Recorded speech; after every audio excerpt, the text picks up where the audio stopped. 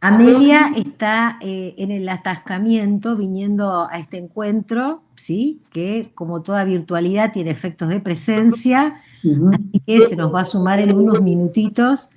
Eh, Mientras la esperamos, iniciamos el encuentro, eh, vamos a pensar la propuesta que iniciamos en marzo, eh, y cuando pensamos psicoanálisis Losange época, Amelia invita, entre ellos a Gabriel Púlice, que hoy vamos a tener el gran gusto de escucharlo, a partir de pensar el psicoanálisis y la época.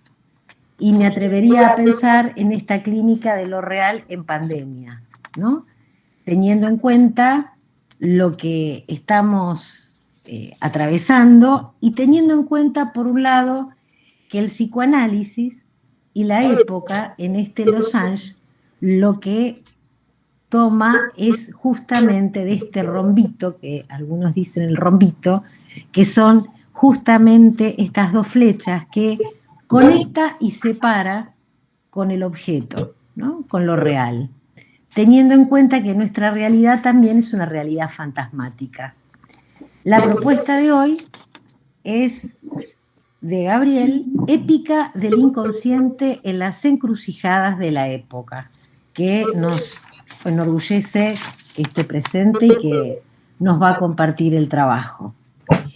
Gabriel es psicoanalista, escritor e investigador, supervisor clínico, docente de la Universidad Nacional de La Plata y ex docente de la Facultad de Psicología de la Universidad de Buenos Aires. Docente, expositor en actividades académicas de extensión, grado y posgrado, realizadas en diversas universidades de Argentina, Brasil, Colombia, Costa Rica, Cuba, España, Estados Unidos, Perú, México y Uruguay. Coordinador del foro Investigación Losange Psicoanálisis, en Psicomundo desde el 2000. Coautor en los libros El problema de la transmisión y los límites del lenguaje, Letra Viva 2020, que lo presentó en pandemia y fue muy bonito la presentación, recuerdo. Eh, Investigación, los psicoanálisis, fundamentos epistémicos y metodológicos, El Diván Negro 2019.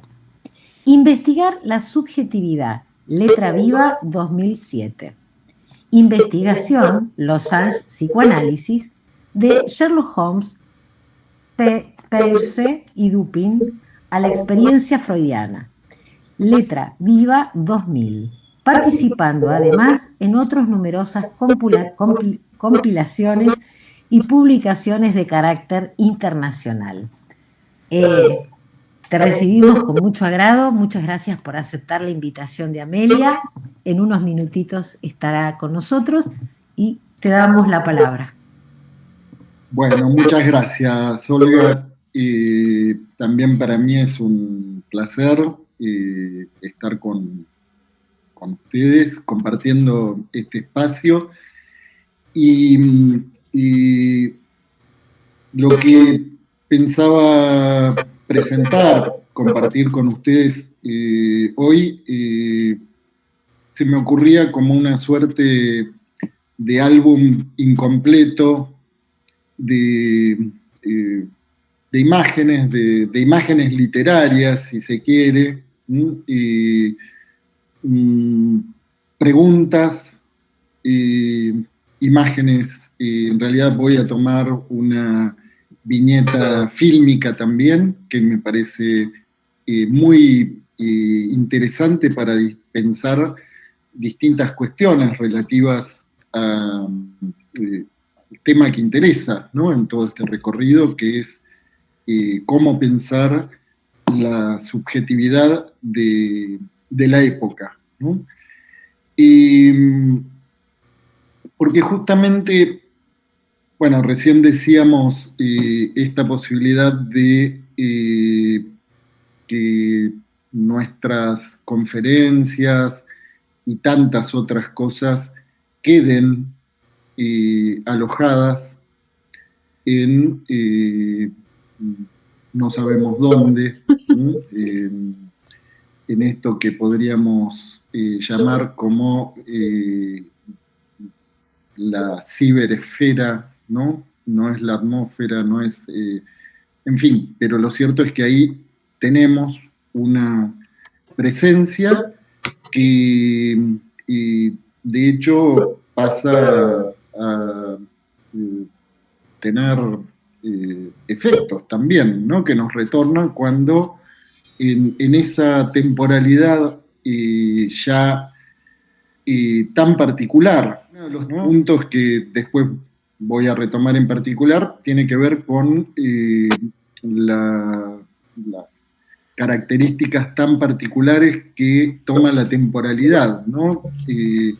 A partir de que uno puede estar hablando y puede estar presente en una temporalidad distinta, y uno recibe después mensajes de algo que alguien escuchó cuando uno no estaba donde, ¿no? En fin. Pero bueno, me parecía en principio importante abrir una pregunta, que es cómo podríamos distinguir las encrucijadas de la época, ¿no? ¿Cuáles serían las verdaderas novedades de este tiempo que nos toca compartir, ¿no? Y bueno, me resultaron muy interesantes y no quiero dejar de mencionar algunas de las cosas que fui escuchando en las ponencias anteriores. En algunas no llegué a poder escuchar todas, en algunas pude estar presente, otras las escuché, después las vi en los videos alojados en YouTube. Algunas líneas nada más en relación a cosas que me quedaron resonando, por ejemplo, de la ponencia de Marta Jerez de Ambertín, que me tocó mucho por una Marta, traía la correspondencia entre Fellini y Simenon, ¿no? Y resulta que esa en fin, evocación, ¿no? De esa correspondencia, y aparecía ahí de parte de Marta una pregunta, ¿no? ¿Es interpretable la pesadilla? ¿Mm? Y aparecía ahí ese sueño de Fellini y esta expresión, ¿no? Pintar la novela, ¿no? Como una expresión que también podemos conectar con cierta pregunta que podríamos situar en el nivel de la estética, ¿no? Cómo pasar de la depresión a la ilusión. La ilusión podríamos situarla en relación a pasar de la depresión, ¿no? Como el habitar una escena, si se quiere, insoportable, a poder figurarnos, al menos en el nivel de la ilusión, una escena en la que nos daría gusto vivir, ¿no? Bueno, de las ponencias de Olga, recorrido muy interesante en relación a la peste, el psicoanálisis, ¿no? Y la estupidez que insiste y no descansa, el analista que no retrocede y la reformulación digital, podríamos decir, de los 5 conceptos fundamentales del psicoanálisis, ahí donde también Olga incluye algo que hoy me interesa retomar y que tiene que ver con la presencia y con el deseo del analista. Y bueno, también ahí en la exposición, la presentación de Ale, de Alejandra Porras, unas cosas que me quedaron resonando y que también quería retomar. Y bueno, ese recorrido en relación a la melancolía, la paranoia, el odio y la crisis de creencias. Me venía este estribillo, ¿no?, de una canción que es Cuando la mentira es la verdad, ¿no?, que es algo que también podríamos situar como algo distintivo, ¿no?, de la época. Y otra de las cosas que situaba Alejandra estaría en relación a la cuestión, bueno, el elogio del riesgo. El elogio del riesgo es el título de un libro que tuve posibilidad de leer en diagonal, no me acuerdo ahora el nombre de la autora, pero que también ahora vamos a retomar. Y en la última exposición, ¿no?, que fue la de Claudia Patricia Cardoso Cifuentes, bueno, además de ser una presentación muy bella estéticamente, aparecía ahí una pregunta que también se retomó en el debate final en relación a la invención del nombre propio, ¿no?, la invención del nombre propio, cosa que estamos en también como un rasgo distintivo de la época, y que tiene que ver con esta suerte de desdoblamientos, que más que un multidesdoblamiento se podría decir, y que tiene que ver con también esa presencia en el universo digital, en donde tenemos la posibilidad de ponernos distintos nombres en cada una de las redes sociales que habitamos. Incluso en la misma red podemos abrirnos varias páginas, y ahí esta invención del nombre propio me parece que es algo que también resulta interesante respecto de esa multiplicidad de avatares que también plantean cierta cuestión relativa a cómo pensar la identidad. Bien, ahora, les decía, hay una pregunta fuerte en el inicio, que es, ¿introduce esta nueva pandemia alguna pregunta nueva, alguna pregunta con identidad propia? Bueno, desde hace un año, alrededor de un año y medio, estamos afectados por una amenaza que ahora, como algo distintivo, podemos nombrar con un término nuevo, la microsemiosis. Estoy tomando como referencia un término que viene del campo de la semiótica, introducido en 1991 por distintos autores: Sorin Sonea, Maurice Panicet, Lynn Margulis, con la consecuencia más importante de estas perspectivas que observaban procesos semióticos en niveles micro, como los de las células, las bacterias y los virus, como replicaciones semióticas, ¿no?, que es el descubrimiento de que el propio cuerpo es una red casi invisible de innumerables procesos de semiosis que tienen la capacidad de encarnarse. Pero esto para nosotros no es ninguna novedad. Desde hace tiempo sabemos que el lenguaje es un virus, y me gusta siempre evocar una definición de William Burroughs, que es el lenguaje es un virus que nos viene del espacio exterior, y esto bien podemos traducirlo, es un virus que nos viene del otro. Ahora, no es la primera peste, no es la primera vez que la humanidad se encuentra bajo una situación así, por eso mantenemos abierta esta pregunta por lo que puede situarse como propiamente distintivo. Justo hace unos días, conversando con un colega y amigo con Luis Di Santo, me dice que había ido al microcentro porque estaba buscando un libro. Entonces me vino bien, ¿no?, la referencia, porque tenía que ver justo con el tema de hoy. Es un libro de Daniel Defoe,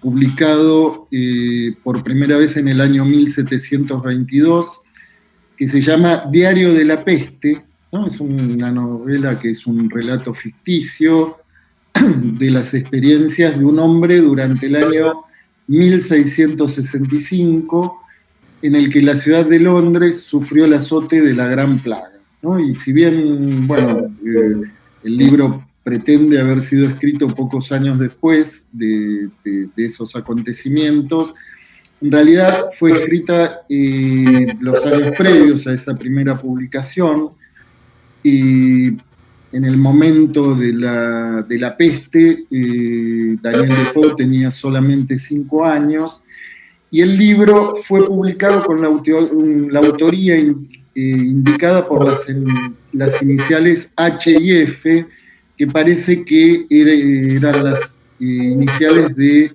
un tío del escritor. Pero fíjense que voy a hacer un paso muy breve por esta obra, pero me encontré un fragmento que me pareció tan actual, ¿no? Dice, está narrado en primera persona, dice: entonces comencé a considerar seriamente mi propio caso, cuando se estaba viniendo la peste, ¿no?, y cómo dispondría de mi persona. Es decir, si decidiría permanecer en Londres o cerrar mi casa y volar, como tantos de mis vecinos habían hecho. No había aviones en esa época, volar era en un sentido figurado. He anotado este asunto tan detalladamente porque tal vez mi historia pueda resultar útil a quienes vengan detrás de mí si alguna vez se vieran sometidos a la misma angustia y la misma opción. Por esta razón, deseo que esta narración sea, más que una historia de mis actos, una guía para los de aquellos a quienes muy poco puede importar lo que fue de mí.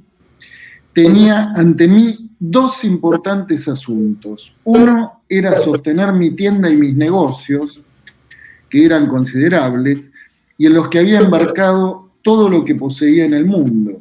El otro era la protección de mi vida ante una calamidad tan funesta como la que yo veía caer ostensiblemente sobre la ciudad entera, y cuya gravedad, como si no fuera bastante por sí misma, se veía tal vez muy aumentada por mis temores tanto como por los ajenos. Bueno, la referencia al libro de Camus, La peste, bueno, ya fue hecha, y simplemente mencionarlo. Hay otro autor, otro libro que parecía también interesante en esta suerte de álbum de imágenes y de referencias literarias, álbum incompleto, ya lo anticipé, que es el libro del historiador medievalista francés Georges Duby, creo que se pronuncia así el apellido, y un autor que ya falleció en el año 96, pero tiene una obra que se llama Año 1000, Año 2000, ¿no? Cuando se estaba aproximando el año 2000, él publica este estudio comparativo entre los miedos y fantasmas de la sociedad actual y los testimonios que disponemos al respecto sobre el final del primer milenio, ¿no? El miedo a la miseria, el miedo a las epidemias, el miedo al más allá.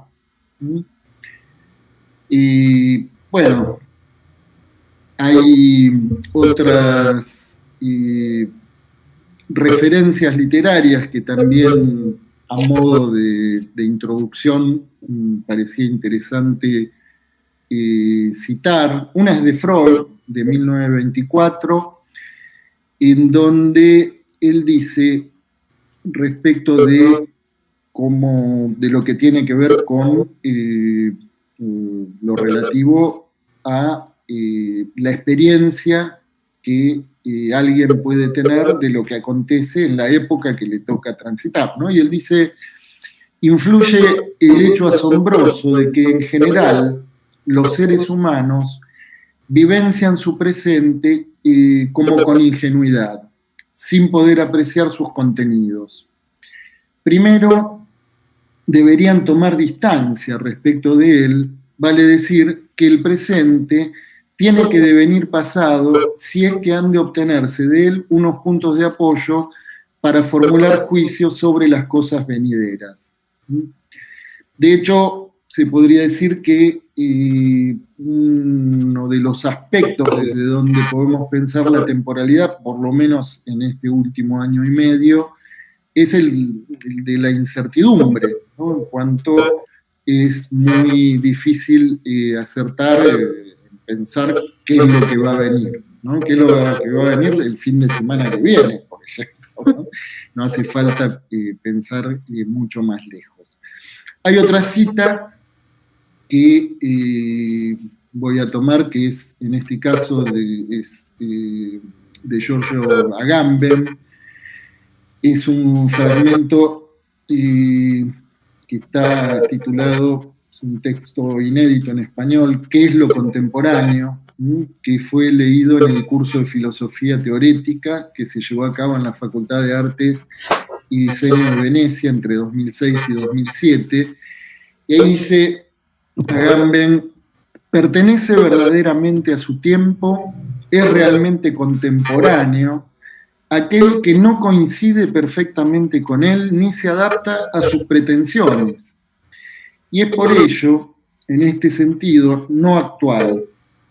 Pero justamente por ello, justamente a través de esta diferencia y de este anacronismo, él es capaz más que los demás de percibir y entender su tiempo, y que no encaja con la época, ¿no? El poeta, el contemporáneo, debe tener fija la mirada en su tiempo.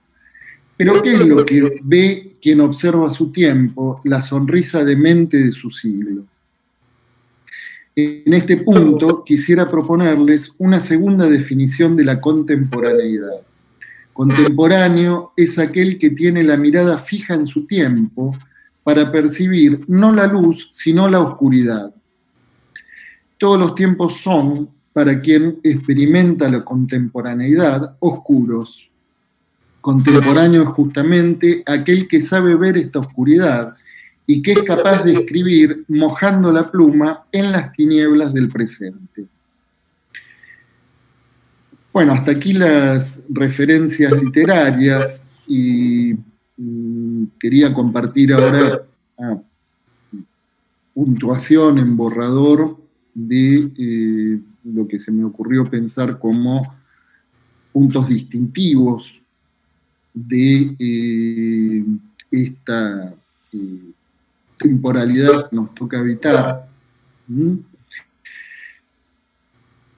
Un punteo, insisto, un borrador y un punteo concluso de algunas cuestiones, ¿no? Una de esas cuestiones que me parece que es importante, que es una marca de época, y tiene que ver, por un lado, con la legitimación, la visibilización de lo que se me ocurre llamar en términos de la experimentación de género, ¿no?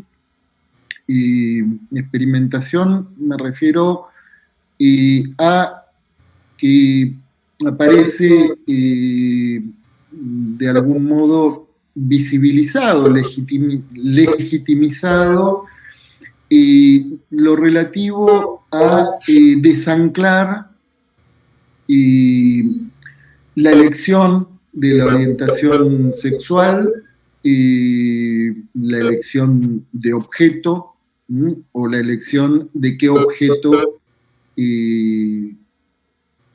como de qué manera es que alguien, bueno, desea ofrecerse.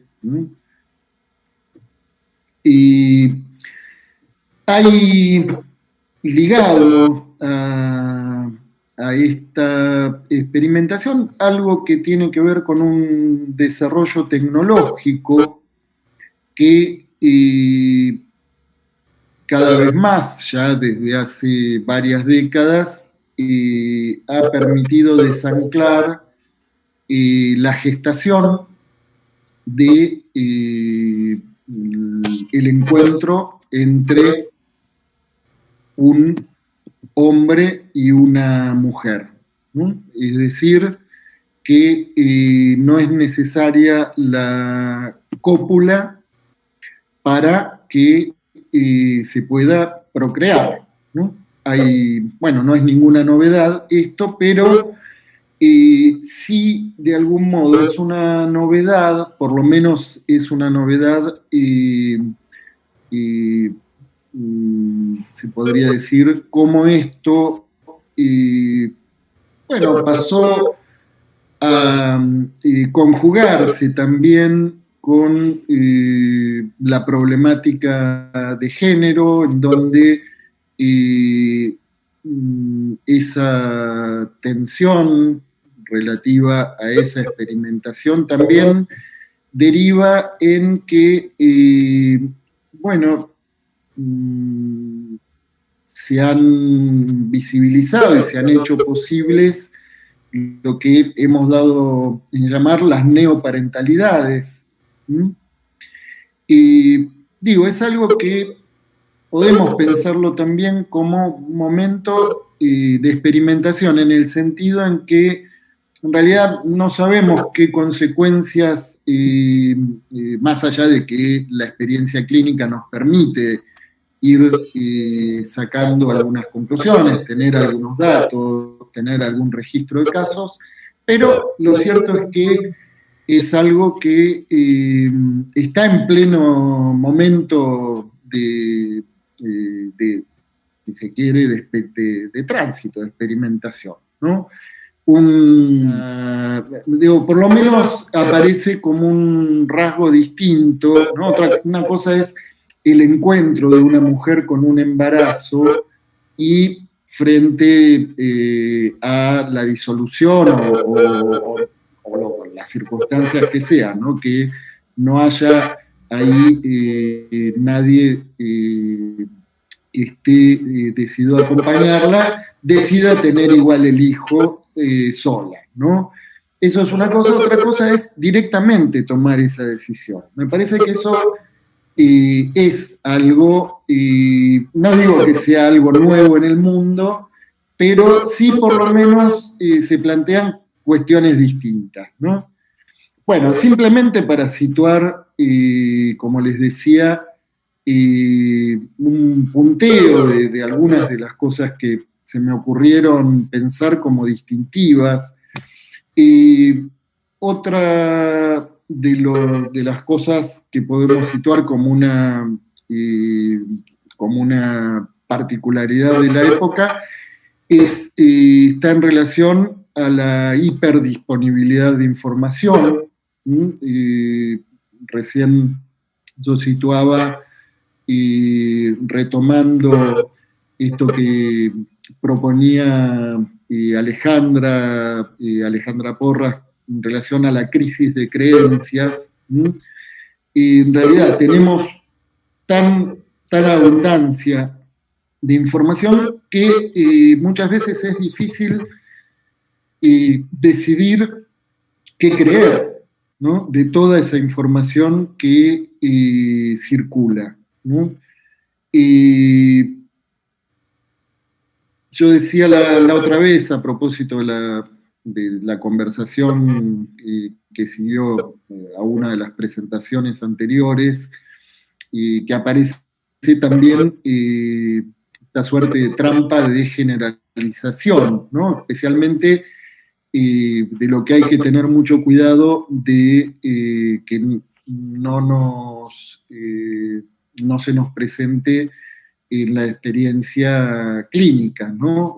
La generalización del padecimiento, la generalización del erotismo, es decir, el intento de esforzarnos a una caracterización que nos permita generalizar cómo es el padecimiento de la época, cómo es el erotismo de la época, cómo, bueno, digo, eso es es algo que me parece que hay que tener presente.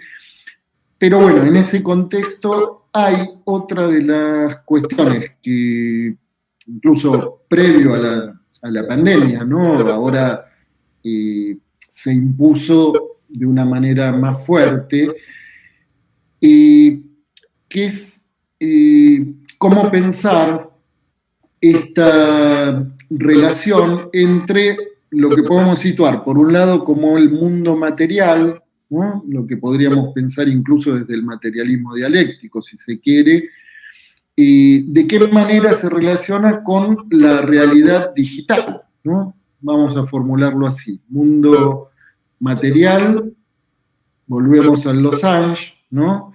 Y qué relación, ¿no? Cómo pensar esa relación con el universo digital, ¿no? Cómo pensar la relación entre la semiósfera, ¿no? Y la cibersemiósfera, ¿no? Y en donde la pregunta es si tendríamos algún motivo para establecer entre ambos registros una diferencia tajante o taxativa, ¿no? En donde bien podríamos situar entre ese mundo material que podríamos situar de este lado cada uno, ¿no? En su casa o en donde cada uno esté, y lo que podríamos situar de este lado de la pantalla y lo que podríamos situar del otro lado de la pantalla, ¿no? En donde se me ocurre pensar la pantalla con una estructura moebiana, si se quiere, ¿no? En la medida en que en este preciso instante cada uno de nosotros está dentro y fuera de la pantalla al mismo tiempo, ¿no? Y en donde sería difícil situar el límite en el plasma o en el material que configura la pantalla, ¿no? Es una pregunta abierta, cómo pensar esta relación, ¿no? Es una pregunta que vale la pena abrir más que cerrar. Pero bueno, en ese contexto yo les decía un punto distintivo, y ya que podemos llevarlo ya para venir, ¿no? Venirnos a nuestro campo, al terreno del psicoanálisis, bueno, aparece una pregunta que nos incumbe, que es en relación a la existencia digital del parletre, el hablante ser que habla desde su cuerpo, pero también habla de manera sincrónica o diferida todo el tiempo, en otro lugar que no es en donde está su cuerpo, ¿no? Y ahí podemos poner esto en conexión también respecto de cómo reformular los 5 conceptos fundamentales del psicoanálisis, cómo pensar la transferencia online y cómo pensar la presencia del analista, ¿no?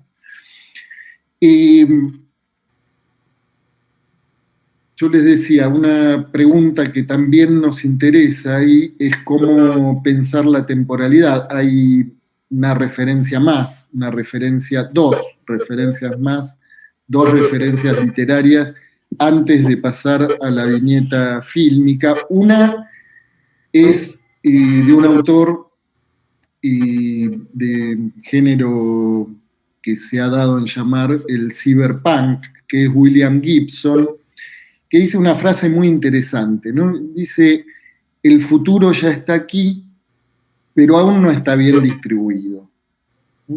Y de hecho, nos sorprendemos muchas veces al saber que hay desarrollos tecnológicos que nada tienen que ver con nuestra vida cotidiana, pero que ya están en el mundo, ¿no?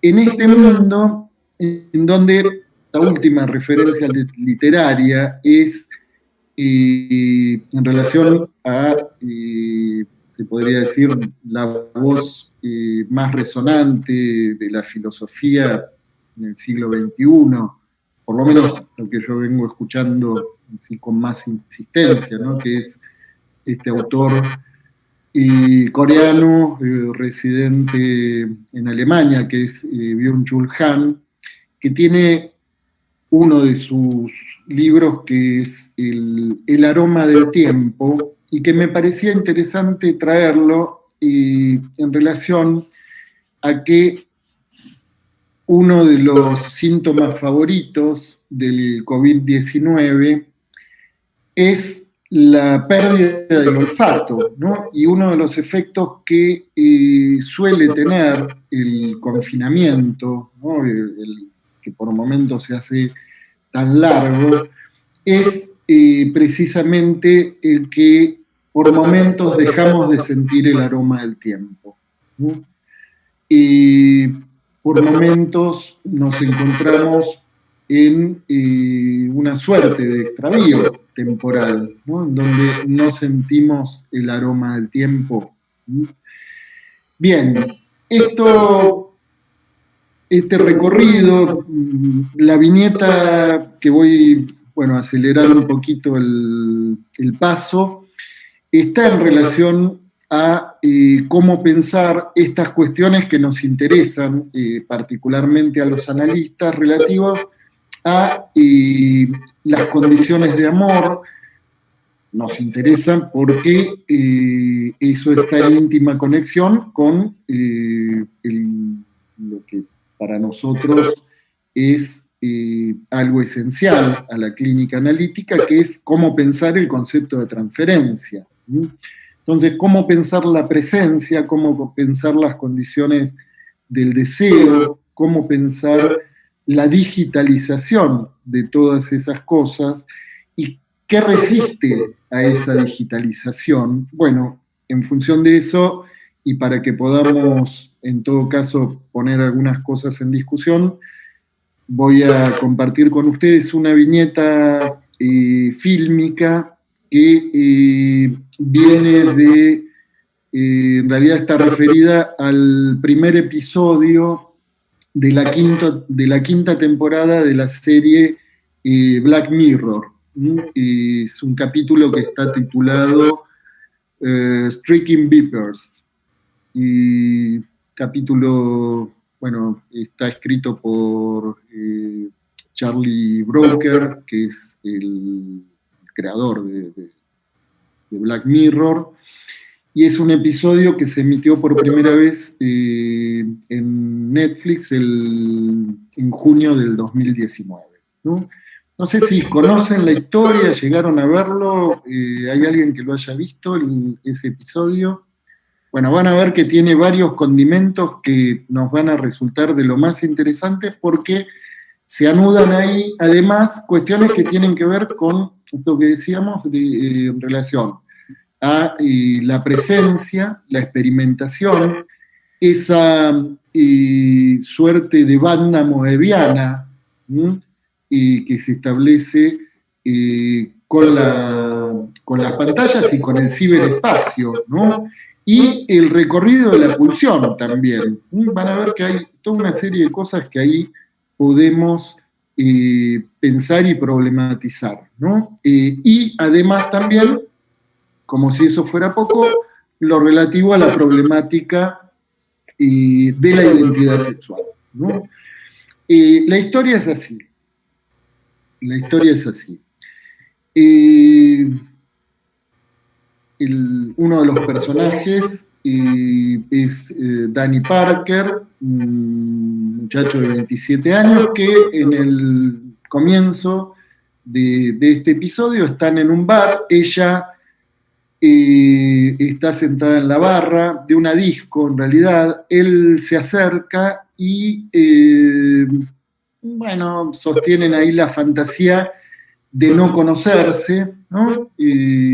Tienen una conversación con juego de seducción, donde simulan no conocerse hasta que llegan sorpresivamente dos amigos que los nombran y bueno, y ahí se termina la fantasía, ¿no?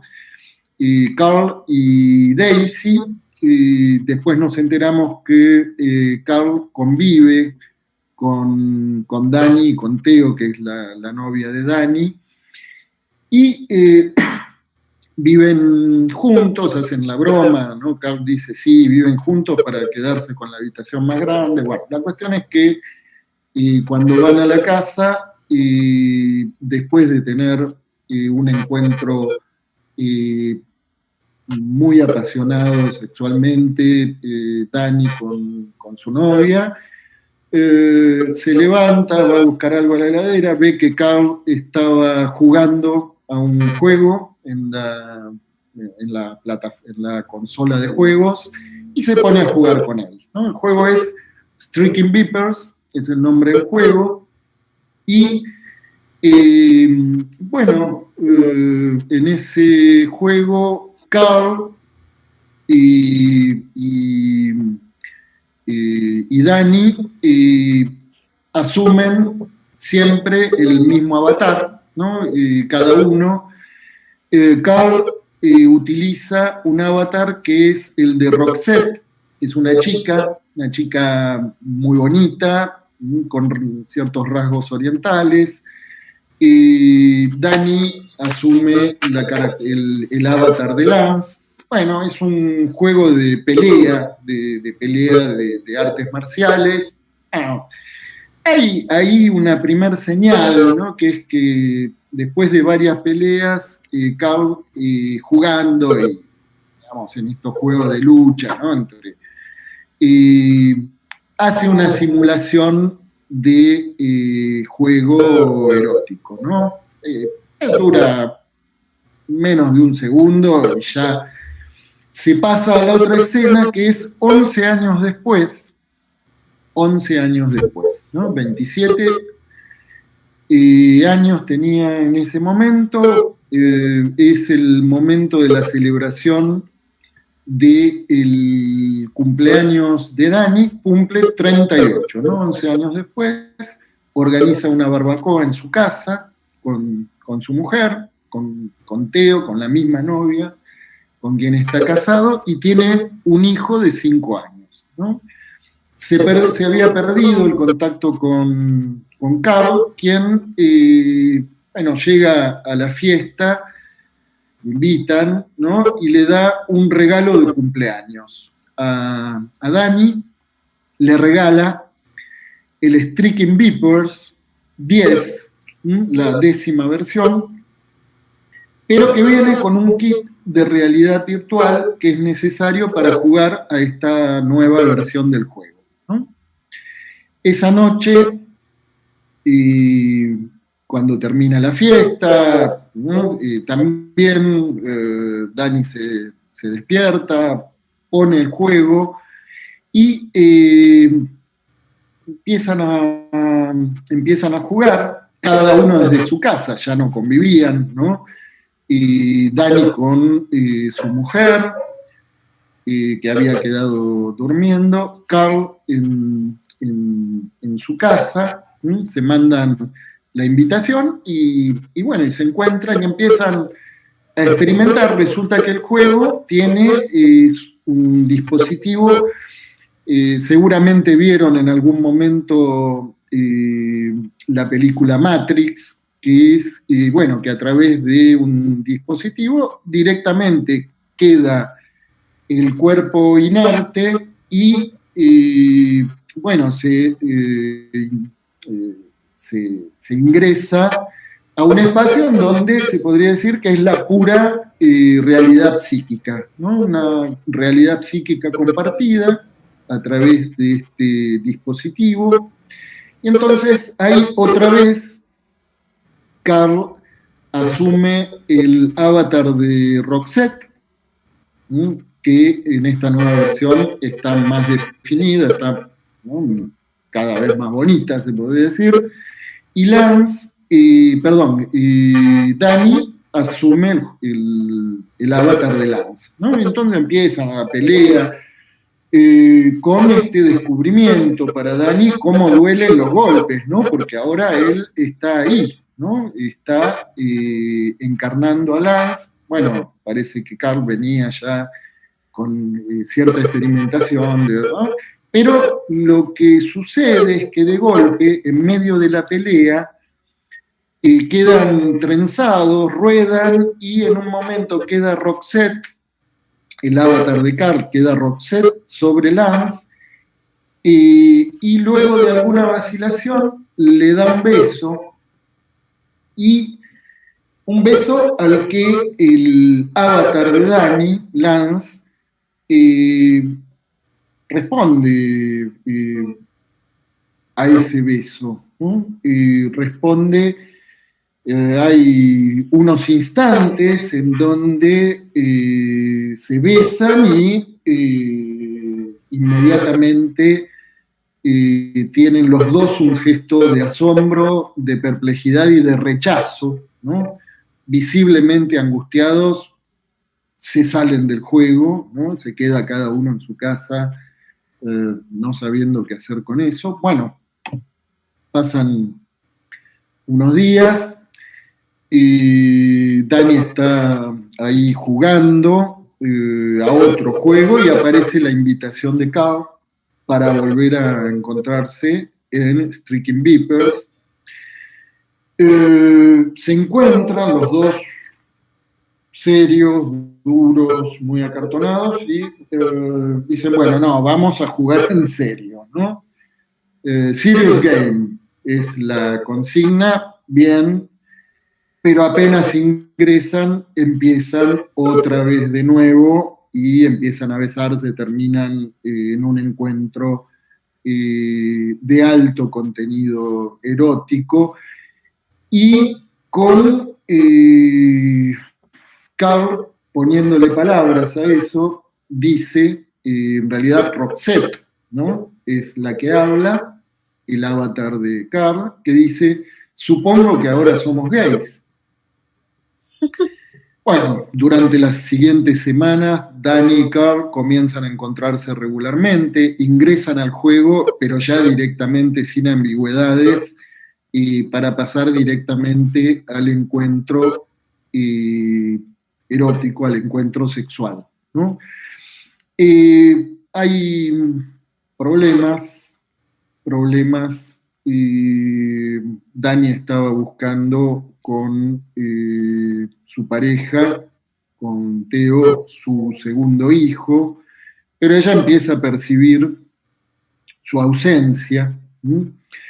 Y Carl, por su parte, está saliendo con una mujer hermosa, pero bueno, resulta que cuando está con ella, está haciendo el amor con ella, pero está pensando en Lance. Bueno, aparece ahí una pregunta en esa conversación entre Lance y entre los dos avatars, ¿no? Entre Lance y Roxette, en donde Dani le pregunta cómo es estar en el cuerpo de una mujer, ¿no? Y hay una respuesta muy interesante, ¿no? Después de distintas expresiones de asombro y de decir que no se puede describir, ¿no? Dice una figura que resulta por lo menos muy simpática, ¿no? Roxette dice, imagínate como si se tratara de la misma canción, pero del lado de un hombre sería tocada por un guitarrista que toca solo, y del otro lado es como si la misma canción sonara toda la orquesta, ¿no? Esa es lo que puede decir respecto de esta pregunta, ¿no? ¿Cómo es estar en el cuerpo de una mujer? Bueno, ahí se viene el aniversario de la relación entre Dani y su mujer. Ella le manda un mensaje, ¿no? Le dice que ya reservó para esa noche, y él le pregunta qué pasaba esa noche, y ella le dice, nuestro aniversario. Y la cena, bueno, el ambiente se corta con un cuchillo, la distancia, ¿no? Las preguntas de si está rica la comida, ¿no? Y estas cosas. y ella finalmente se decide y le dice bueno, que no entiende qué es lo que pasa, que es como si él desapareciera, que está su cuerpo ahí, pero él está con la cabeza en otro lugar, ¿no? ¿Por qué no me deseas? ¿Estás en otra relación? Bueno, finalmente, ante al encuentro, ¿no? con esto que estaba haciendo crisis en su matrimonio, el momento en el que estaban buscando otro hijo, ¿no? Bueno, él finalmente a la noche está jugando otra vez a otro juego, entra el mensaje de Carl, no lo atiende y al otro día lo llama por teléfono y le dice que tienen que tienen que detenerse, que él no puede seguir con eso, agarra el dispositivo, lo mete en la cajita, lo guarda en el armario, lo bloquea y pasamos a la siguiente escena. Ya con esto vamos a terminar.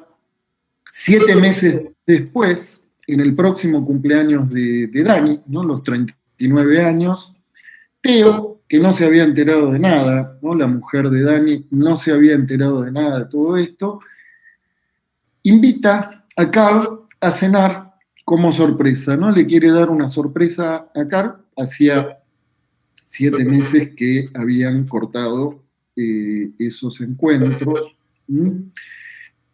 Y lo que vemos ahí es la incomodidad del encuentro, esa incomodidad que apenas se va la mujer, Teo se va a la cocina a buscar algo, hay un diálogo, ¿no? En donde Carl, muy angustiado, le revela a Dani que desde ese momento que se interrumpieron los encuentros con él, no había podido sentir nada igual con otros jugadores, con otros avatares, y como lo había hecho, no había podido sentir lo que había sentido con él, ¿no? Y dice, intenté todo, con hombres, con mujeres, y empieza a nombrar los distintos avatares, ¿no? De los que se disponían en el juego, que hasta con el oso polar había intentado esta misma modalidad de encuentro, pero que no había logrado sentir. Bueno, termina como se puede ese cumpleaños, pero a la noche entran de nuevo al juego, entran supuestamente, ¿no? Como para jugar seriously, ¿no? Seriamente, ¿no? Para la pelea, pero a los 5 segundos están otra vez teniendo relaciones y trenzándose y en un apasionamiento. Y Dani, en ese momento, le dice que se tienen que encontrar, ¿no? Como que hay que despejar qué es lo que está pasando ahí entre ellos. Y ante la insistencia de Dani, bueno, en media hora quedan en encontrarse en un estacionamiento, ¿no? Se encuentran un pequeño detalle, que no es un detalle menor, son 2 personajes, en realidad todos los protagonistas son de raza negra, y son dos hombres con rasgos muy masculinos, ¿no? Muy marcados. En ese punto parece que intencionalmente está destacada esa masculinidad, ¿no? Por lo menos llamémoslo así. Y en ese momento, bueno, Dani de algún modo propone, ¿no? Así, jugársela a cara a cruz, bueno, a ver qué pasa, ¿no? Entonces, se besan, ¿no? Se besan para ver qué conexión hay entre ellos ahí en ese encuentro de los cuerpos, ¿no? A los microsegundos se separan y los dos se preguntan qué sintieron, no sintieron nada, ¿no? Dani entonces le dice que bueno, que eso era una prueba de que debían detenerse. Carl insiste, le empieza a implorar que por lo menos se encuentren espaciadamente, que no hace falta sostener con una continuidad, ¿no? Bueno, Dani se empieza a incomodar cada vez más con esa insistencia y se terminan peleando, ¿no? Peleando, que es justamente lo que hacían en el escenario de Stricken Vipers, con el detalle que hay un patrullero de la policía que, bueno, ve que se están peleando e interrumpe la pelea, ¿no? Interrumpe la pelea ahí donde, podríamos decir, ellos habían empezado peleando en el juego, con lo cual no sabemos cómo habría terminado esa escena de no intervenir la policía. Bueno, ahí, bueno, Teo, la mujer, va a rescatar a Dani de la comisaría. Bueno, la cuestión es que una escena final es, se restableció,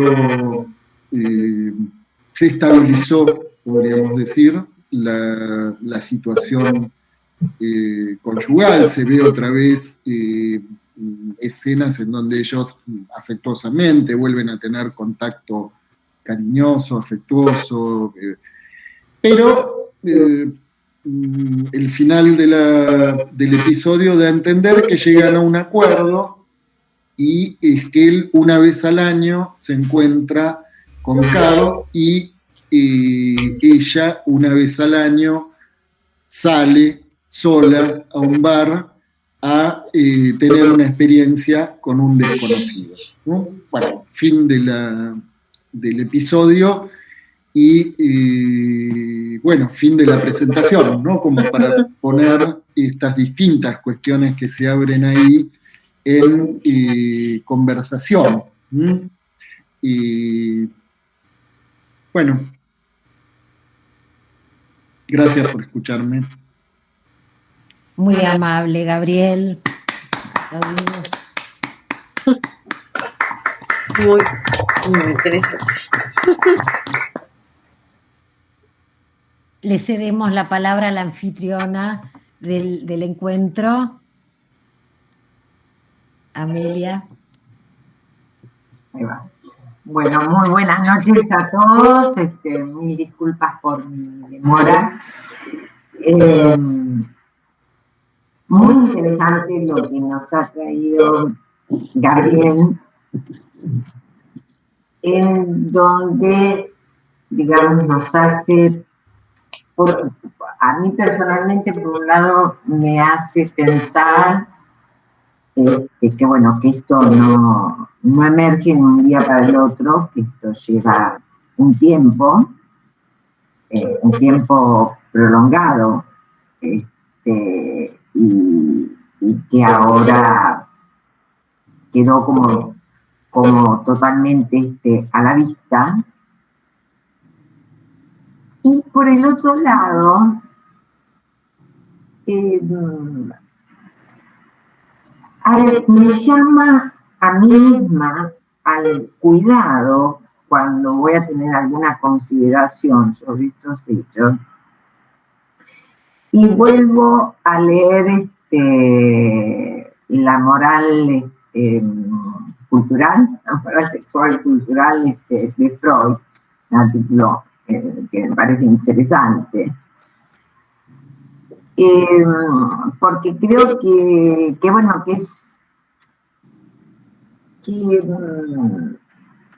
que no sé cuánto hay de nuevo. Y es allí donde me interrogo. Evidentemente, sí, me parece que lo que es absolutamente, creo que nuevo, es que una amenaza de muerte se globalice, ¿no? Creo que es el colmo de la globalización, que una amenaza de muerte esté globalizada. Es decir, no hay dónde ir a refugiarse. Yo soy hija. No, hija.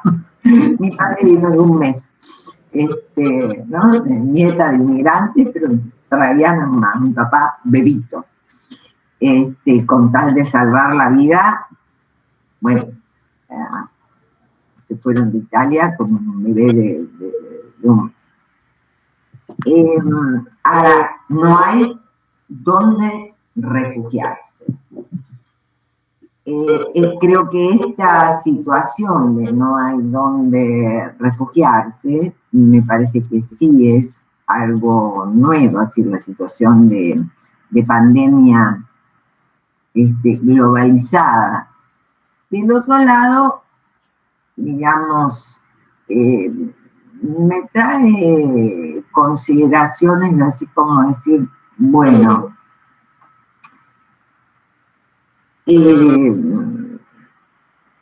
a ver, hay algo que no puedo decir, o podría decir, está globalizado y después hay que ver la clínica del uno por uno, que es la consecuencia del discurso capitalista. Algunos hablan de focusión generalizada, otros de perversión generalizada, bueno, y esto ya hace tiempo. Ayer, antes de ayer, encontré unos resúmenes, no están impresos en impresora, sino como, bueno, es máquina de escribir, no es computadora, de unas clases de Colette Soler, que deben ser de hace tiempo para que no estén en computadora. Con este tema de la globalización y demás. Y, digamos, de todo esto de la globalización, lo que a mí me preocupa es si el sujeto ha quedado reducido al perceptum. Es decir, toda esta cuestión de las madres que eligen ser madres solas, así como la mujer que elige no tener hijos, o como la mujer que puede elegir abortar, o bueno,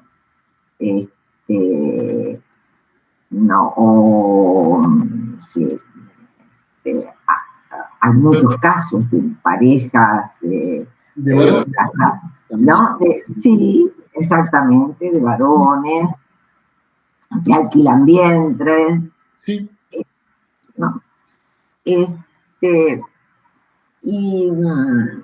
a veces pienso si acaso toda esta panorámica que es para atender, que es para ver, que es para pensar, que nos deja interrogantes, no es una panorámica que de alguna manera un poquito vela esta cuestión de el sujeto convertido en perceptum, digamos, en percipiens, el sujeto que va del lado de la identidad de percepción y no del lado de la identidad de pensamiento.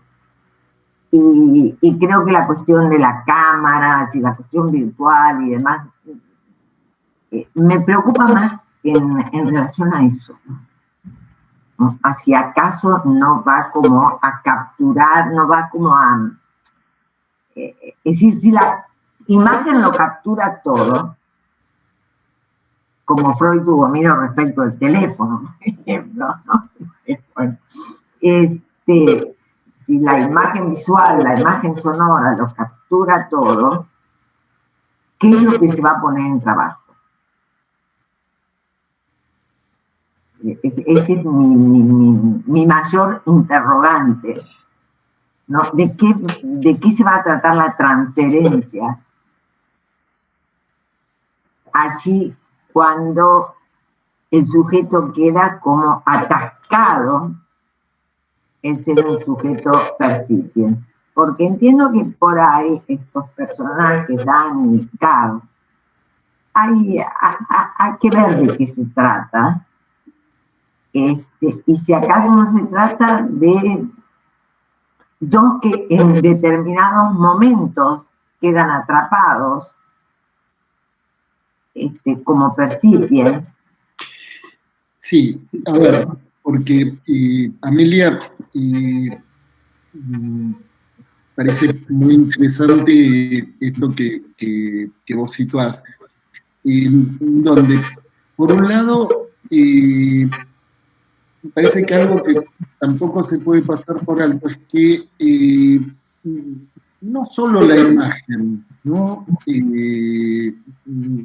Porque hay como cierta tendencia a pensar que hay una prevalencia de lo imaginario, ¿no? Y por el hecho de que, bueno, los encuentros, las sesiones, en atención a distancia, están mediatizados por la pantalla, pero sin embargo, la palabra, la escritura, el recibir el mensaje en la pantalla, pero que es un mensaje escrito, ¿no? De Carl, en donde lo invita a volver a sumarse al juego, ¿no? Esa segunda vez, después de que ellos inesperadamente, ¿no?, se encuentran deseándose, se encuentran experimentando algo en el orden de las sensaciones en el cuerpo, ¿no? Pero en ese encuentro que ya no es de este lado de la pantalla, ¿no? Porque cada uno está de distintos lados de sus respectivas pantallas, sino que el encuentro se produce ahí. Y uno piensa en, bueno, las relaciones a distancia no son nuevas, eso lo sabemos por la correspondencia, por ejemplo, de Freud y Marta, ¿no? Pero sí lo que es nuevo es la sincronicidad de esos encuentros, ¿no? La simultaneidad. La sincronicidad del encuentro, sí, no es una carta que llega un mes después, sino que es el encuentro, es el mensaje que dice Carl te invita a sumarte al Striking Viper, ¿no? Y ese momento de vacilación, la afectación en el cuerpo de Dani al leer ese mensaje en la pantalla, ¿no?, es afectación en el cuerpo. Es afectación, es angustia, ¿no? La expresión... Ahí hay sujeto. Bueno, hay sujeto y hay un encuentro. Yo lo que pienso es que ahí en esa afectación, hay sujeto. Hay sujeto y ¿qué lo toca? ¿No? Un mensajito de 3 palabras en la pantalla, ¿sí?, que le produce, tal vez estaba distraídamente jugando al, ¿cómo es este juego que van cayendo cubos? Al Tetris, ¿no? Entonces, al Tetris, ¿no?, distraídamente, ¿no?, y aparece el mensaje de Carl y le cambia la expresión, le sacude el cuerpo. Estamos hablando del ese segundo encuentro, después de ese encuentro en que quedan perplejos, revolcándose, ¿no? Y en donde los dos, ¿no?, ese momento de vacilación, bueno, no, vamos a jugar, vamos a hacer lucha, ¿no? Lucha es agarrarse a patadas, matarse, pero a los 2 segundos, ¿no? Y como algo que ahí se abre un tiempo nuevo en donde no pueden dejar de hacerlo, ¿no? No pueden dejar de hacerlo. De hecho, una de esas noches que la mujer, Teo, queda para encontrarse con una amiga en un bar, ¿no? Y Dani se queda cuidando a su hijo, le lee un cuento, el nene se duerme, y él se va a la consola, y en medio de este encuentro, apenas ese segundo, cuando ese momento en que Roxette le dice, pero ahora somos gays, y de pronto se ve que el avatar de Dani se sacude, ¿no? Y pum, pum, ¿no?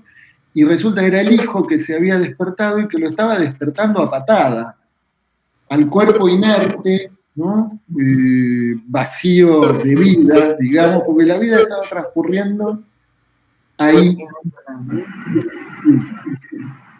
Digo, me parece que hay toda una serie de cuestiones a pensar, no solo respecto de las relaciones a distancia, de las relaciones amorosas, sino lo que se pone en juego ahí en donde transferencialmente, ¿no? Las relaciones a distancia, no podría decir de qué manera circula la afectación, por ejemplo, frente a una intervención del analista. ¿Hay alguna diferencia? Una pregunta, Gaby. Una pregunta, Gabriel. ¿Vos no pensás que esta relación entre los dos no está mediatizada por el avatar? Yo me pregunto, porque es cierto que uno hablando con alguien en la pantalla o por teléfono hay sentimientos, ¿no? Y pasan cosas, y uno se puede angustiar, un paciente se angustia con una intervención, ¿no? Con uno, pantalla de por medio o por teléfono, ¿no? Sí. Pero ahí no hay una mediatización. Estos personajes están además mediatizados por ese avatar. Sí. Pero cuando se deciden a encontrarse, es como que salen de ese personaje del avatar y son fulano y mengano, no me acuerdo los nombres, Dani y Kat, que deciden ver en carne propia qué es lo que pasa. Sí. Yo me pregunto si esa erotización, toda esa cuestión donde aparece todos estos sentimientos, si no será porque está el avatar. Bueno, queda como una pregunta. O mejor dicho, ¿cómo pensás que opera el avatar ahí en esa relación? Que no es lo mismo que si estuvieran ellos hablando y haciéndose la cabeza. Eso es lo que nos gustaría pensar. Pero la maestría del guión, ¿no? Eso es lo que, Gaby, no escuché. Lo que nos gustaría pensar, ¿no? Es por el avatar, ¿no? Y de hecho, cuando Roxette le dice ahora somos gay, Lance le dice no se siente como gay. Claro, porque estaba, ¿no? Con una avatar mujer, ¿no? Hasta ahí está muy bien. Ahora, decía, la maestría del guión deja la pregunta abierta porque la pelea, ¿no? En ese encuentro, en realidad ese encuentro en la playa de estacionamiento tiene la misma secuencia, que es el beso, ¿no? La pelea, pero una pelea que se interrumpe porque en realidad no sabemos cómo habría terminado esa pelea si no llegaba el patrullero, ¿no? Hay un beso en donde no pasa nada, pero se enciende ahí la pelea, ¿no? Se enciende con toda la tensión agresiva, y sabemos que la tensión agresiva está rodeada de erotismo. O sea, ese avatar se podía haber hecho carne. No, ya no está el avatar ahí. Por eso, ese avatar de esas escenas, ahí, en la escena concreta, se podía haber hecho carne.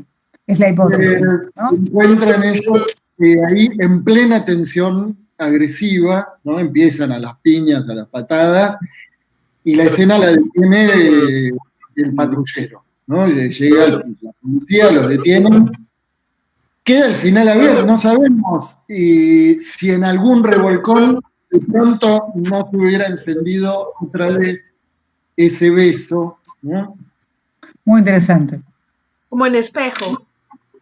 O sea, como que la pelea en espejo es otra cosa, ¿no? O sea, si es una pelea, es agresión, pero en realidad refleja lo del adentro del avatar,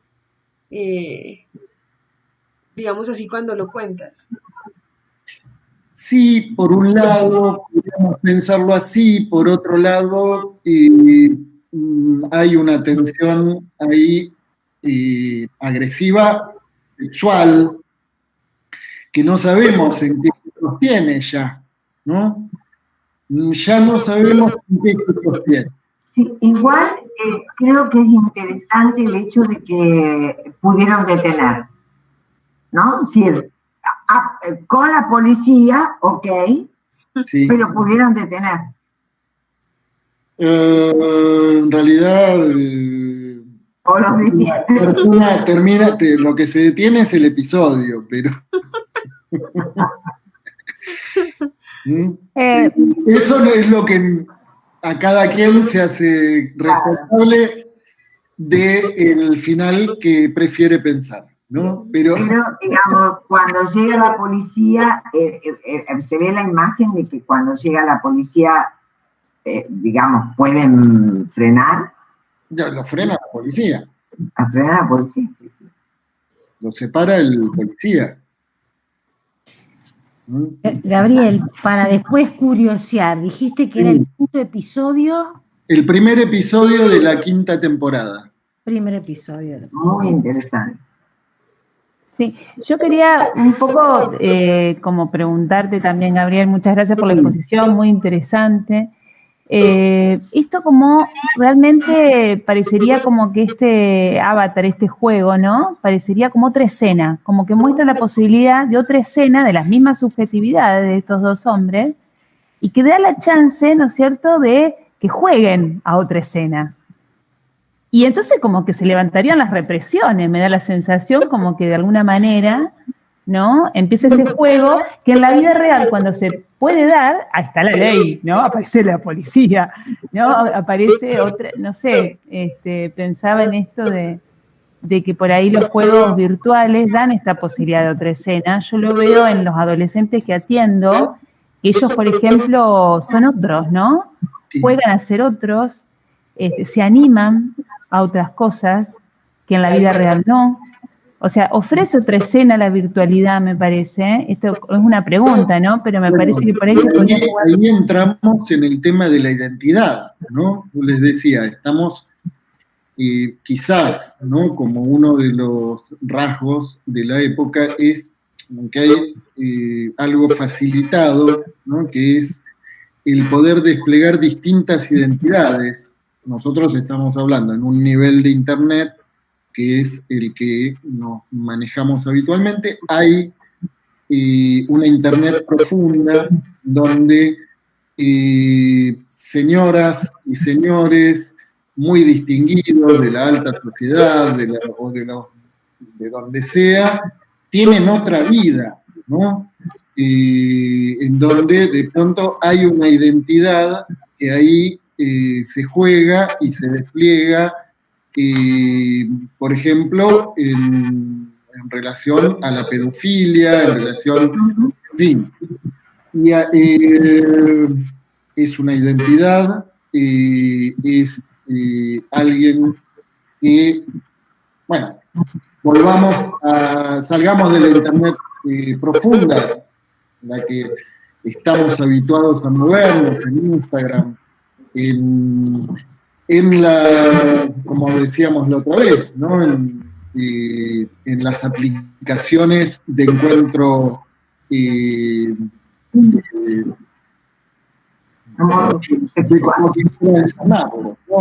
amoroso es una palabra grande, sexual es una palabra grande también, no sé, esas aplicaciones, vamos a llamarlas así, pero en donde cada uno se puede poner el nombre que se le ocurre, poner la foto que mejor le parezca, y de pronto ahí hay también algo de eso. Bueno, eso en el mejor de los casos termina en un encuentro en donde después cada uno se tiene que hacer cargo de los señuelos y pistas falsas que puso respecto de su propia identidad, ¿no? Pero, en fin, más allá de las aplicaciones de encuentro, cada uno tiene en su página, en Facebook, en las cosas que publica, en las amistades, los contactos. Hay una suerte de yo ampliado, habitando, ¿no? Esa ciberesfera, ¿no? Ese espacio en donde estamos, aunque nos desconectemos, seguimos estando ahí. ¿No?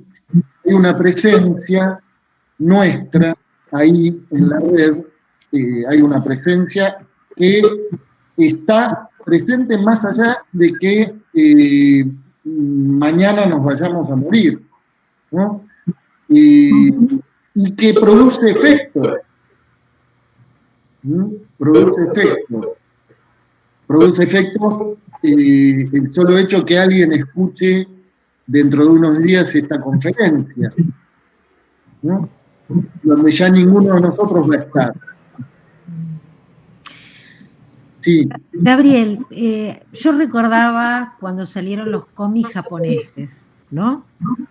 Y el trabajo con pacientes graves con los cómics, ¿no? Justamente por esa no confrontación con la diferencia sexual y poder mutar, y esto del cambio de sexo y demás, ya estaba en los cómics japoneses. Sí, sí. ¿No? O sea, cuando te escuchaba, recordaba pacientes que si abría la canilla era hombre, si abría la otra era mujer, y toda esta, y cómo, bueno, por lo menos en mi experiencia con algunos pacientes, ha servido mucho como material de trabajo, ¿no? A nivel para su estabilización.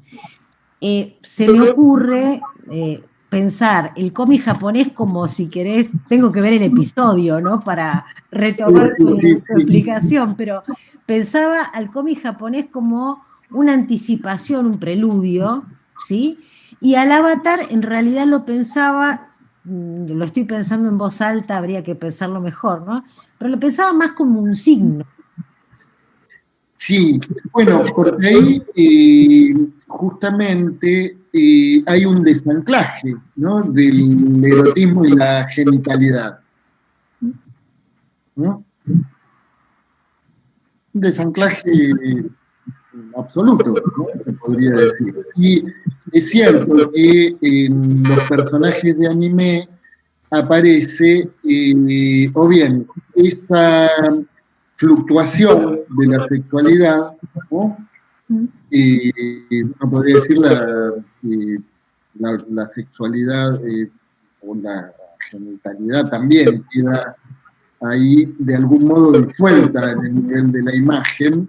Hay un personaje que o bien abre la canilla de mujer, cierra la canilla de varón, o bien aparece indeterminada en el aspecto, ¿no? En esa neutralidad. Podría ser varón, podría ser mujer, ¿no? Digo, es como si de algún modo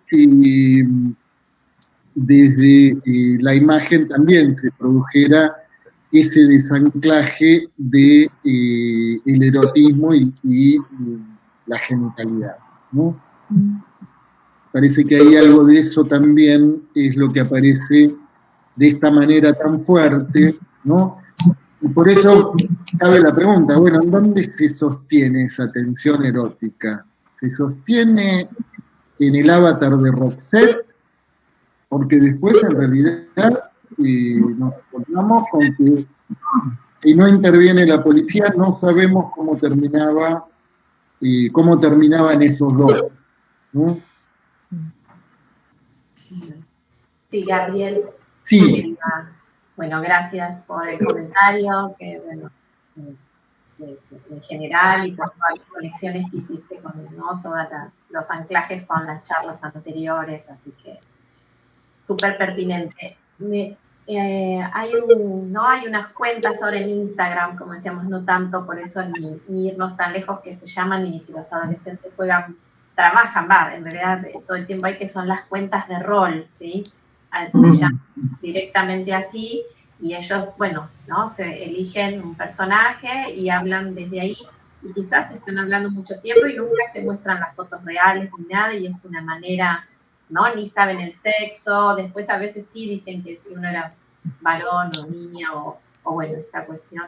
Yo creo que sí estamos en épocas, sí, esto que decías de lo contemporáneo, de Agamben, de lo actual, sí en épocas de que sí podemos nombrar que hay algo de la identidad que está en deconstrucción, ¿no? Como que está sufriendo, ¿no? Antes quizás diríamos la identidad como armadura, ¿no? Quizás que tendría todas sus consecuencias, o esa lógica más de la rigidez, a cómo, qué pasaba con las identificaciones, en lugar de esa identidad como armadura. Hoy el sujeto también padeciendo de esa, ¿no? Que también está forzado todo el tiempo a esa elección, esa deconstrucción, ¿no? Como decíamos, la época empuja eso, no es que el sujeto esté eligiendo, ¿no? Sino que hay un discurso que lleva claro, a esa posición, ¿no?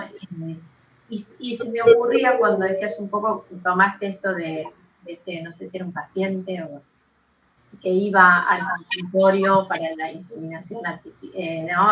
Para inseminación, sí. Iban a hacer un tratamiento, bueno, hay que ver. Y se me ocurría y pensaba... Más bien, el bebé. Más bien. Claro, pero en esta idea pensaba que quizás una vez, ¿no? Cuando uno, esto que también decía Amelia, vamos a pensar el sujeto, de qué sujeto se trata.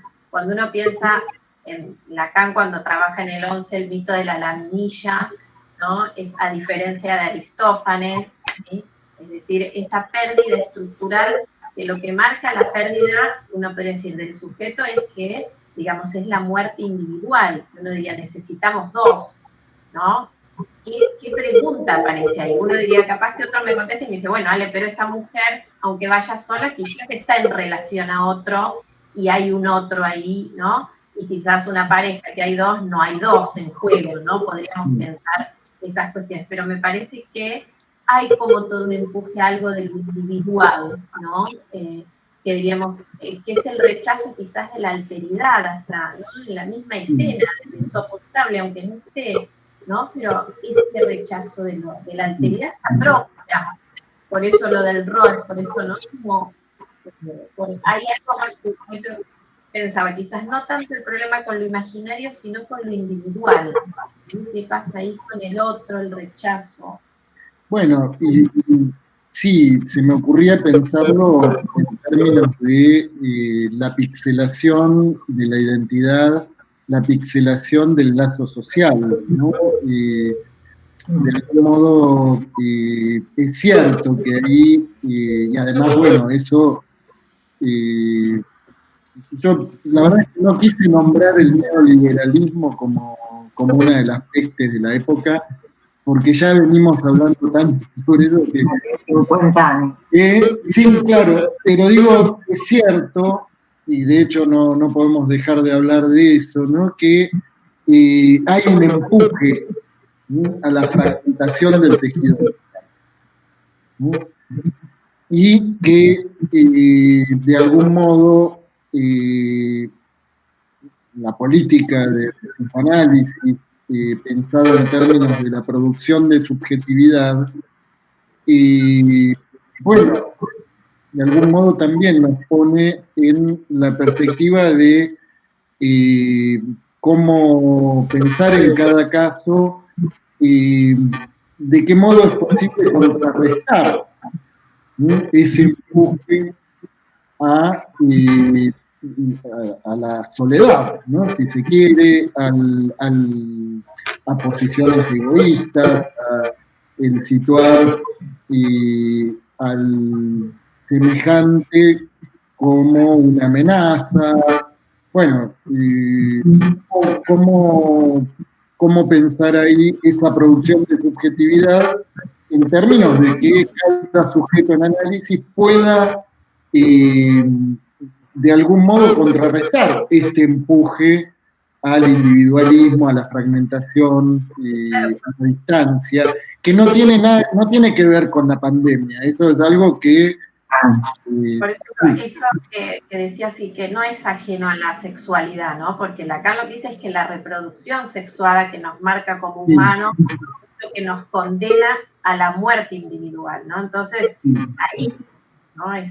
Por eso digo, no es sin pensar esa sexualidad, ¿no? ¿Qué está pasando en esto que decía, bueno, también Olga, bueno, qué pasaba con el anime ahí? Digo, que no todo anime, pero ahí, ¿qué pasa con ese rechazo a la sexualidad, ¿no? Sí, la autosatisfacción, ¿no? Se podría decir. Porque, digamos, por un lado, lo que tiene que ver con la autosatisfacción, en cuanto no hace falta otro cuerpo, ¿no? No hace falta otro cuerpo para la reproducción, ¿no?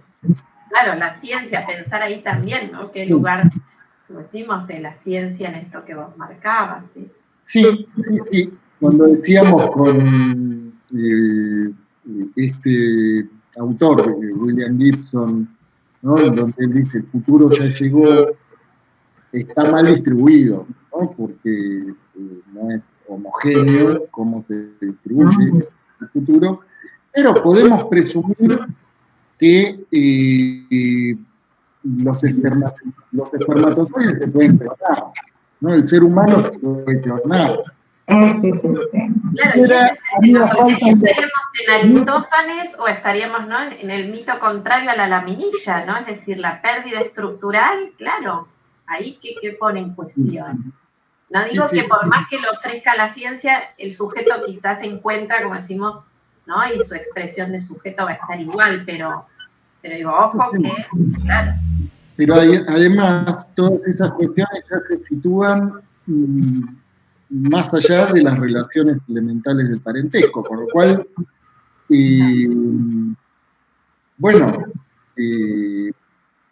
ya partiendo de ahí, se dan cuenta que se introducen preguntas muy fuertes respecto de cómo pensar toda una serie de conceptos fundamentales, ¿no?, de nuestra praxis. Sí, Enrique, vos querías hacer un... Hola, sí. Bueno, es que estaba pensando el tema de la sexualidad en la clínica con adolescentes, algo que han comentado por ahí.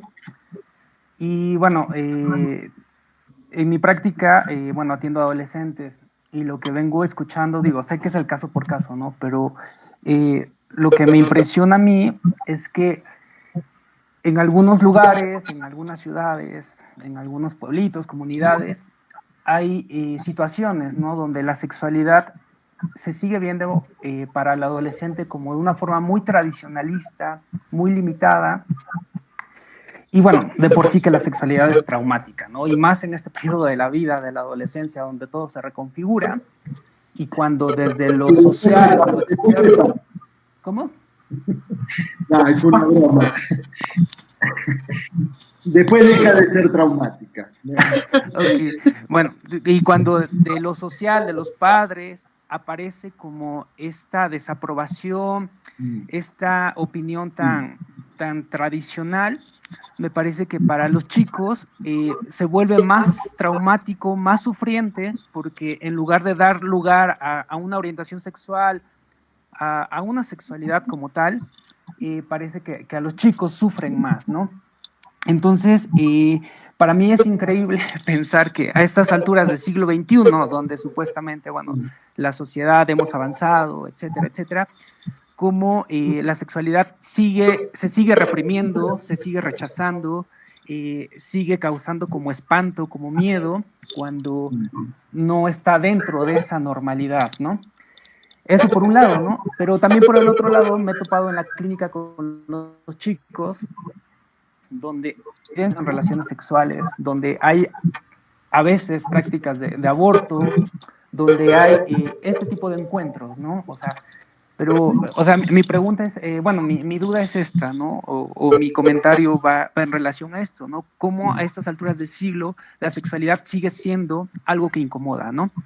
y más en la vida de un adolescente, ¿no? Donde me parece que es como un periodo de la vida como muy importante para su vida posterior como adulto, y es aquí donde se ve como muy bombardeada, ¿no? Y los adolescentes sufren, ¿no?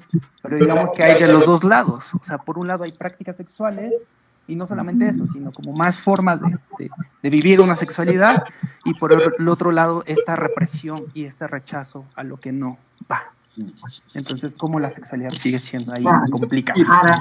Fíjate que, y dale, una cosita nada más, Enrique, fíjate que es también quizás algo propio de esta época, depende del universo cultural, ¿no? Porque también lo que se observa es, se escucha y es un problema clínico, ¿no? Que tanto esto que vos situás, ¿no? Como en relación a esa experimentación reprimida por los padres o mal, digamos, eso genera padecimiento y mucho sufrimiento, pero también a la inversa, ¿no? En determinados universos culturales en donde hay como un imperativo a la diversificación y a la experimentación, y si no se experimenta de todo, no se pertenece culturalmente.